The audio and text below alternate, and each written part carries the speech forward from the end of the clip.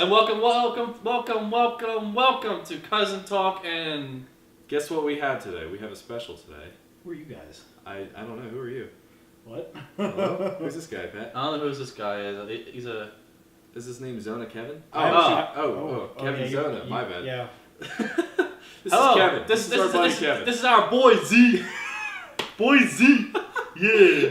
Yes, Kevin has been our buddy for a while. We used to work with him, right?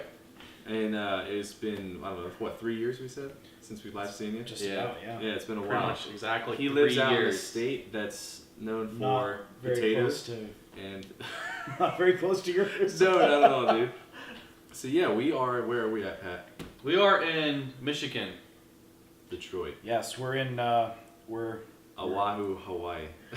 We're in I don't know Pennsauken, what New it Jersey. Pennsauken, New Jersey. No, we are in. We're in Idaho. We're in Duluth, Minnesota. No, a we're lot not. coming No, we're- live we're- to you right oh now. my from God. Duluth, We're in Minnesota. Idaho. We're in Yes, Idaho. We're in Idaho. We're not hoes, but we're in Idaho. Oh, okay. We're coming to you not really live, but No, not really live. It's not but- live. Yeah. We're dead. It's an undisclosed location in Idaho. On planet Xenon. Implying there's another Idaho. Yeah, right. Yeah. All right. So just to start to get into this episode, what happened? Why'd you move out here, dude? You left us. Why did you leave it's- us? we Why just did said, you? you know what, Why screw did it. you leave us? Here, Yeah, let's- yeah, Well, that's the funny thing. You both know how What it all. was this? You both know how it all happened. Yeah, but they don't know. To long story short, the whole family got together and decided we needed a change. So, my father got a job transfer out here. So, it actually originally was going to be Montana, Oh, really? but they didn't have a store he could work in at Montana. So, Okay. instead he chose Boise. So Nice. that's basically what led us to here. So That's awesome. that's the long story short. But Yeah. So yeah, you came from. I came from where you guys Yeah. used to live, basically Yeah. the same area, the same locale. Like I said, we used to work together. At, Landy. Oh man, Landy. I do miss that. Oh, that was a lot of fun. But yeah, cool, man. You like it out here, obviously. Oh, it's a dude. totally different change, dude. It's definitely life changing for sure. Yeah, yeah. It's not just The cat wants to get out. It's all right. It's Let it go. It's It's okay. whatever. She's fine. I had to put her in kitty jail so she wouldn't knock down the camera. Yeah. That would have been actually pretty funny. She's fine. No. she's fine. Pretty shot. We're good. Pretty funny shot. Yeah. Anyway, like, do you miss anything? You probably miss something, right? You There's a miss few us, things there. right? Yeah. I do admit there's a few. I miss all my friends. I miss all the people I used to know. I definitely want to come back and visit for maybe a week or something in the future. Not yet. Yeah. I'll have to save up some money and do that before that happens. So. But Yeah, we're putting you on your spot pretty hard right now, dude. yeah, you guys are. I'm not. It's all right, I'm dude. not. I'm not at all It's used all to right. this. That's why. Don't worry. Don't worry. He puts in the spot for 3 years. It's okay. Wait, what? Oh my Five goodness. words, bud. No, was it? We're here now. Like it's I'm finally so overdue. happy you guys are here. Like really, this is great. I do miss. I do miss the Poconos for sure. Yeah. I do miss the Pocono Mountains. I miss Wawa. Why do you pick That your Wawa food. Oh, you can't not miss Wawa. That's just the thing. Turkey Hill. Oh, Turkey Hill. Oh, sweet tea. Yeah. a There's, Yingling? You miss a Yingling, I'm sure. So I mean, they probably have a Yingling out here. no, I think No? the farthest you can get Yingling west is Alabama. Oh, really? I think that's the farthest. But I think they're in the future they might be out here. I don't know. I don't know. Depends on how quickly they grow, but I looked it up. You missed it so much. Yeah, it was good beer. Yeah. It's not like you can't not have good beer out here. no. Yeah, honestly. But it's a Pennsylvania favorite, you know. Yeah, definitely. Issue. Oh my gosh. So I don't know, like, what kind of obviously things are similar. You know, life's similar, but it's also hugely It's different a lot. too. So out here, life is a lot slower.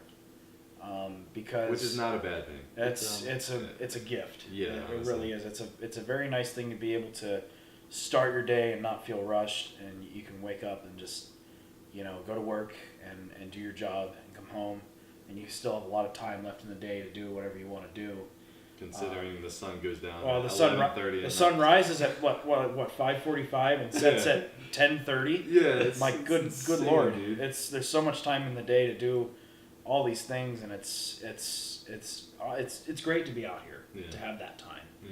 But I mean, yeah, there's a lot of stuff to do out here as well. yeah. I mean, you got like the mountains, you got like biking everywhere, you got outdoor activities, you know.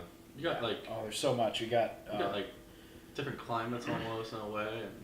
And Well, yeah, I mean, you got like the canyon, like where I guess would that be a basin in the canyon where like kind of where the city is?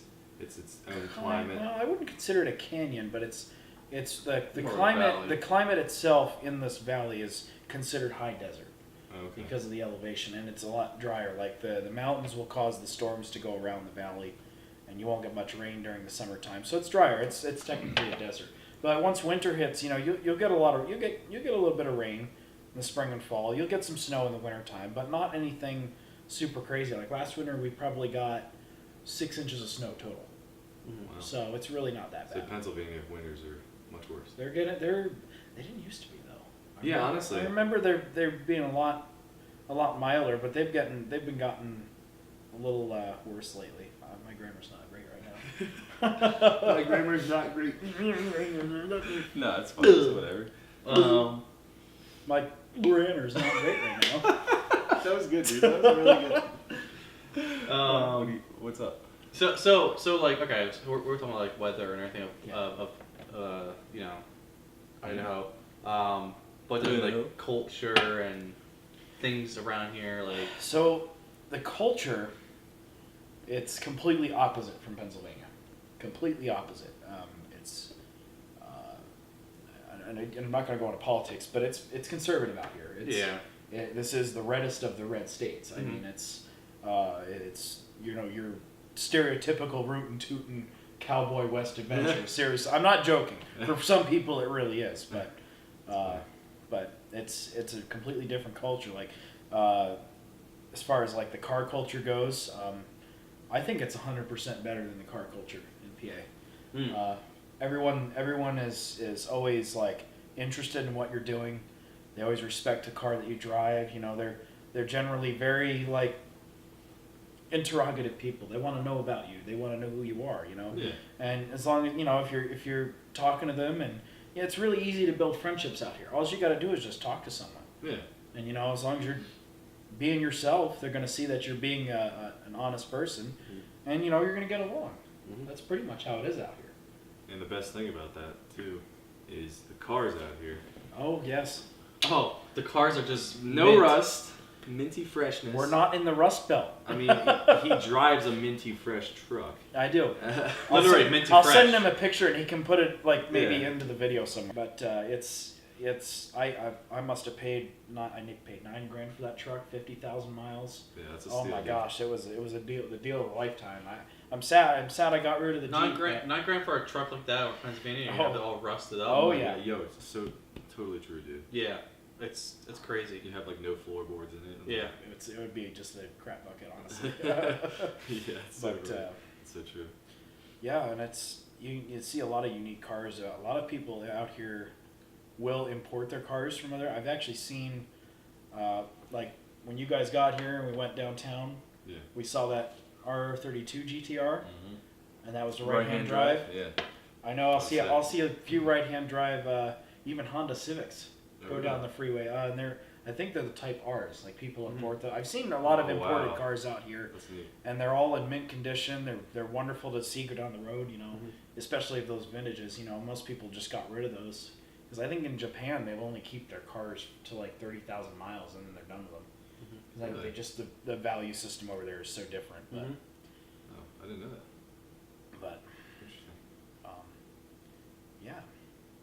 Yeah, Congrats. I enjoy the car culture. Right? Yeah, So I far, mean- what have you experienced? Well, I Yeah. mean, we've only been out here for like what, Yeah. 2-3 days. But most people out here. You see a lot of the classics that you don't see Yo, in our yeah. area. There Yeah. was a heck ton of like 70s, 80s, like Even 50s cars. Yeah, like older Like, cars out here, trucks and like stuff. It's like it's like you're in Cuba, but like they're not rust buckets. Well, that- or, the or smart old, part- like they are in Cuba, but like it's like it feels like Cuba in a way, where Yeah. you see like the old cars going by. Well, it's like you know what I mean?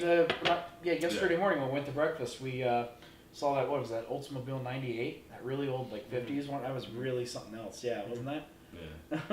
And like you say, like the old International Scouts, like you don't see Yeah, those. you see there's a lot of those out here. And there's there's like a lot of them out here. Broncos and stuff. Yeah, Broncos. Like even the old Broncos, like the ones that you see, you know, in Pennsylvania, like they're all rusted out and everything. Like you rarely see a really good one, and they're all like mint out here. Like it's crazy. It's crazy good. Yeah. It's a gem for sure. It makes me want to go home, drive one home. So. And even like that other night when we were driving in Boise, when they're having that was that drive around, that cruise? Yeah. Is that like a weekly? That's like I think it's a weekly thing. Even they do it all the whole year. They just do it. So that's pretty cool. Yeah. I mean, you get out like every week or so, just cruise around. Yeah, you see a lot of different cars. You know, you meet people, you make friends, and that's what's really all about. You talk shop about your car. That was actually the first time I went to it, but I know a lot of people that do go to it, and it's always a good time. Yeah. You know. And like, what is it like? Probably 60% of the vehicles out here are Mountain Dew. What? Wait, what? 60% of the vehicles out here are like trucks or something, like big old. Like it's a truck culture out here for sure. There's a lot of trucks out here. So hence why we had to rent a truck. And there's a big reason why a lot of people are into the trucks and Jeeps out here. Is you go an hour anywhere outside of the valley, you're off road. There's unless you're on the interstate, you're off road. Yeah. And the 4-wheel drive is just people realize its value out here. Yeah. So and they take advantage of it. Yeah. Just like I do. Well, I guess that's because that's all the BLM lands or whatever out there. Well, yeah, and once you get outside the valley, it's mostly surrounded by BLM. If it's not privately owned property, which some of it is. I mean, you can buy land from the BLM. I'm pretty sure all you got to do is just figure out if they're selling it or not. I'm not exactly entirely sure on that. Yeah, I know. When I was reading into Idaho State, I think also your dad said this too. There's like 60% of the land in Idaho. It's BLM. BLM. That's crazy. Yeah. That's probably the size of Pennsylvania. It's BLM. Imagine Pennsylvania being entirely BLM. That's crazy. On there. And BLM's just like Bureau of Land Management. Yeah, it's pretty much free land. Anyone can use it for any purpose. I mean, you can't like settle down on it, but like you can the government doesn't care what you do on BLM as long as you're not destroying the property, like starting a fire and burning 70,000 plus acres of land. You know. Yeah, like dumping toxic waste or something. Yeah, as long you can be on that land. It's free. You can explore it. You can look around. You can camp on it. They don't probably care go like shooting and stuff on it too, right? In certain areas, I don't know that for sure. You'd have to check the law with that. I'm not entirely.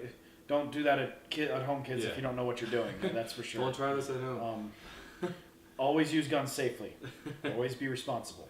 But like, okay, so like the gun culture out here, there's some cool shooting ranges we went to. Like the other day we went to, what was that called? I took you to. Well, I don't want to tell you because I don't want like all the people to know about it. You know. We're getting hands underneath the door. I should probably let her out. But it was right off the road there. It was an outdoor range. You can just. It's an outdoor shooting range. You know, it's very. Everyone's responsible there. Yeah. Everyone takes care. Like if you're gonna set something up. Actually, we did run into those idiots that weren't paying attention. Kevin, hold on. We got people walking out. Oh, shit. It doesn't matter. You're never gonna get away from them, but. Okay, well, briefly, do you want to go to like a quick topic here? Yeah. Of talking about hobbies. I mean, we're talking about shooting. I'm sorry. So I mean, I kind of wanted to go into like a topic about hobbies. So shooting is another good hobby of. Shooting is a fun hobby. It's yours as ours as well. Yeah. So. It's a good hobby, but it's one of those hobbies where responsibility is the most important thing. Oh yeah. Always treat a firearm as if it's loaded. Always safety check it, even if you're not sure, or even if you're sure it's not loaded. Always finger off the trigger till you're ready to shoot. Gun is always pointed down range, otherwise it's in the case and put away. I don't really take them out of the case unless I'm going to the range, honestly. But. Yeah, and then so I mean, you have a unique hobby. I actually want to briefly talk about. So I know. It's really cool. It is really. I don't care what anybody says. I think it's very unique. There will be videos of it, I'm sure. On your other channel. We got some really cool videos of it. There are some things that stick with you even when you're a little kid, it doesn't matter what it is. It could be, just it could be cooking. You could be watching your parents cook, and it's like, wow, I want to do that. It could be knitting. It could be knitting. It could be my grandmother. I mean, I'll admit that, but I mean, like, no matter what it is, it could be making movies. Cool. Yeah, exactly. But I've always, ever since I was like 8 or 9 years old, I've always wanted to have my own actual like model railroad going, and I do have it right over here. It's off camera, but it's something. It's an ongoing project. It's like a mental therapy for me. Well, hobby isn't a mental therapy. That's true. I mean, you're right. You're absolutely right. I mean, doing this video stuff, the photography stuff, that's my mental therapy. Yeah. I mean, Yeah, you're right. But no, it's just something I like to do after work. I'll come home. If I'm not doing anything, I'll just start changing some stuff. Run them, like clean the tracks, just do little adjustments here or there. Make it run better. It's really no different than honestly computers or cars. It's just making it run as smoothly and efficiently as possible. And making it your own too. Yeah. I mean, you got like a cave over here, like tunnels stuff. And you got a whole town set up in the middle. Yeah. And most of that stuff I got from my dad. I mean, those were all his buildings and stuff. I bought all the trees and stuff though. I bought the tracks and most of the cars and the engines. I were actually half of them were probably my dad's, and I just kept buying more and built up a little collection. But I might the ones I don't use anymore, I might think about like selling or something. I don't know, to buy others. I mean, is there like a lot of is there actually like any train shops out here? Because I know there's like a few out in PA, but there's not too many. There's a couple of antique stores that have stuff like that. They'll sort of stock. Even the Facebook marketplace, you can find some of that. But there's no there's a hobby shop in Boise that has some stuff, but they're not like just dedicated to that. Mm-hmm. There's no shops out here that are like that. But through the internet, you can get anything you need. So eBay's coming in handy over here. Yeah. So like another, obviously we were talking about earlier, another hobby of yours is cars. Yes, I love cars. I love cars, and the most. We all love cars. The most thing I love about cars is the way. We talk about cars here. Well, we didn't talk about Kevin's cars. Oh yeah. We talked about his truck. A very brief car. Yeah, I should probably talk about briefly the cars I've had. And some of you might know. I mean, my first car was a 2004 Dodge Neon. I love that little car. I wish I could have another one. It was a little junky crap box. And I beat the heck out of it, and I miss it so much. I love that car. But that's the type of car you could beat the heck out of it. There's just something about your first car that you'll always love. Yeah. And you'll never love another car. All the times you beat the crap out of it. Give it. What? What? Oh my god, that sounds so awesome. This is so great. I know.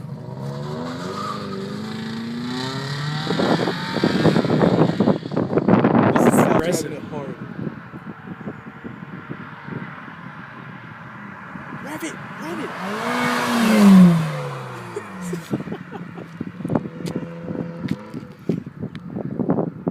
Oh, that's so great.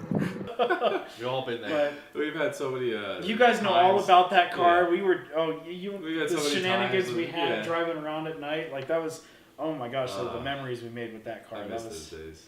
That was a good time. I know every time I'd see you pull away in your Grand Am, and I'm just sitting there, I would laugh so hard because I'm like, I could never keep up with that thing. Yeah, dude, that thing was pretty quick. That 3400 engine, man. You couldn't get any better. than that. For a Pontiac, it was for a first car. It was pretty decently quick. Yeah. It wasn't anything to talk about. But yeah. Well, and then when I finally decided to get rid of the Neon, I didn't actually get rid of it. I kind of gave it to my brother because I needed a 4-wheel drive for the school when I got the job at the school. So I used my grandmother was gracious enough to help me out with that picking out that Jeep, Grand Cherokee. So that was the Jeep was kind of special to me for that reason. Yeah. But once I drove it out here and I drove it along. It's age. It was a 97 Jeep Grand Cherokee. Yeah. Everything was starting to leak. The engine was knocking and ticking and not making normal sounds for a 4-liter. But that transmission wasn't shifting right. It was time to find something that was actually smooth and reliable. for a daily driver. So that's when you had that. Sorry, you had that Jeep for I don't know. Probably I had it. I think for 2 about years? 4 years. Oh, okay, wow. So I had that for a little while. I had it a good long time. I mean, I bought it with 62,000 miles. Got rid of it with 98. I got a good deal for the trade-in with it when I bought my truck. The other thing I bought new, and I don't think I'll ever buy another new car again, is I did have a Jeep Patriot for a time. Okay. And I don't have that anymore. I actually didn't mind that. That was a pretty tough little Jeep. Yeah. Those Patriots, they can hold their own actually. Yeah. I took that off road a few times, and I was really surprised at how that did. That was stock tires. Was that like the 2.4? I think that was. Yeah, it was the old 2.4 World engine that was in there, and had a 6-speed auto. Had the Freedom Drive 1, whatever the all-wheel drive system was on that. Yeah. Really? That thing was a little bit of a champ. I appreciate how hard that thing worked, but then I got rid of that, and now I'm just sitting here with the truck. I mean, you got that beauty out there. I put 20,000 miles on it, and it's never thrown a check engine light. I've only done here and there maintenance. I've just replaced things that were old and just kept it up. I put tires on it. Yeah. New radiator cap, coolant temp sensor, change the oil regularly, rotate the tires. I put brakes on it. It's just here and there stuff. I haven't had to do really anything else with it. Normal maintenance. And it's basically, it fits you, dude, because it's a unique car for a unique person. And it really is. Sorry, truck for a unique person. It's got the 5-cylinder engine. You don't see trucks with 5-cylinder You don't see really hardly anything with 5-cylinder engines. It's very different. Most people, you tell them it has a 5-cylinder, they're like, what? What? They the heck is a 5-cylinder? Yeah. And I mean, it's minty fresh, like we said, and minty fresh with a pH. It's just cool. It's got one of those back racks on it, so you don't bust the back window open. Well, and I had originally put that rack on there to. I hope you showed them that picture, just like a little clip in the corner there. But I put that on there because I'd use it for work, and when I was taking tires to the pile, I just kept hucking the tires into the bed, and I'm like, one of these days I'm gonna break that window. So actually, I got that for free because it came off of a trade-in truck. Mm-hmm. So I just bolted it on mine. Nobody asked me any questions. I'm like, actually, you know what? I can't complain without it. Yeah, that's a deal, dude. That's awesome. And that thing's pretty quick too. I mean, for what it is, it's really not supposed to be like. It's not a race car. It's a pickup. Yeah. But it does produce quite a bit of torque. I mean, for that little engine that's in there, it gets horrible gas mileage, but I don't even care. Hey, anything's better than 11 in a Jeep. So yeah, that's true. As long as you get more than 11 miles per gallon, you're good. I'm only getting 15, so that's better. It's only marginally better, dude. Yeah. Jeez. So anyway, I mean, do you want to wrap up with anything by chance, or any Both are looking at me. I mean, any kind of questions? I'm just following the lead here. I'm not. I don't know, man. What should we do, man? Oh, okay, we got two chiefs. We got two chiefs here, and we got Gilligan. So I mean, Gilligan. I don't know what's about that. But I mean, well, I don't know. Like, what's the best stuff to do out here, Kevin? I don't know. Just like throwing out a question. Just outdoor activities, enjoying the outdoors, the fresh, clean air. Yes. So it's the vibes. So enjoy the environment, enjoy the land. Just be in the moment, be where you're at. I feel like I'm in a motivational speech right now. Do it before you can't. No, yeah, well, yeah, exactly. Pretty much. Yeah, honestly. Just do it! Just do it. Insert meme here. Yeah, that'd be great. Oh, but yeah, dude, you enjoy it out here. We love it out here. Yeah. We were out here for what, 2-3 days so far, and we love it out here. It feels like a week already. Honestly. Day 2. There's more we're gonna see too. There's more you guys are gonna see. There's more where that came from.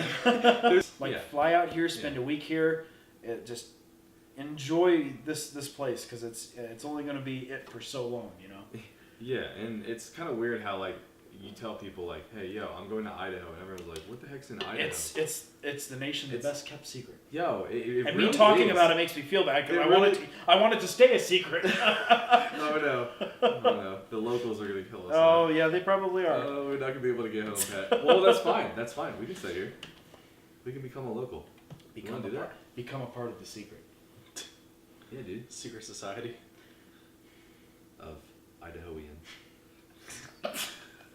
Okay, we gotta wrap Yeah, this we're up. gonna wrap this up. Okay, wrap it up like a little tiny present. There you go. A present. Okay. Thank you for watching. Present you with a present. And thank you for watching and thank you for joining us for this Cousin Talk. Thank you for being our first guest. First guest. I am honored to be the first guest. Yeah. I really am. Are you nervous still? Or are you kind of calmed down? I'm calmed down. I'm camera shy, so what do you expect? You know, I'm not used to being. You did a great job. You did a good job. Yeah. I did. You're just talking to a lens, honestly. You're just talking to. Basically, I feel like I'm talking to myself because but and you guys. It's like there's two of us. There's two dimensions.